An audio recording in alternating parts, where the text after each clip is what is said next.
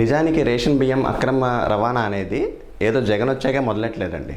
1994, 95 నుంచి ఈ అక్రమ రవాణా జరుగుతూనే ఉంది. కాకపోతే జగన్ వచ్చాక దీన్ని మాఫియాగా మార్చాడు, అంటే వ్యవస్థీకృతం చేశారు. ఇంతకుముందు ఇది కేవలం అవినీతిగానే ఉండేది. అయితే అవినీతి అంటే ఒక స్థాయి వరకు చేయొచ్చు, అంటే ఒక 100 కోట్లు, 200 కోట్లు, ఒక 500 కోట్ల వరకు చేస్తారు. కానీ మాఫియాగా మార్చడం అంటే మొత్తం వనరులన్నింటినీ ఇష్టం వచ్చినట్టుగా వాళ్ళకి నచ్చినట్టుగా వాడుకోవడం, వేరే దేశాలకు తరలించడం, పోర్టు వాళ్ళ ఆధీనంలోకి తీసుకోవడం, అందులో ఏమైనా షేర్స్ ఉంటే వాళ్ళే కొనేయడం, ఇలాంటివన్నీ చేయడాన్ని మాఫియా అంటారు. స్మగ్లింగ్ కూడా చేయడం, దీనన్నింటినీ మాఫియా అంటారు. అయితే ఇందులో చాలా పెద్ద పెద్ద తలకాయలు ఉంటాయండి.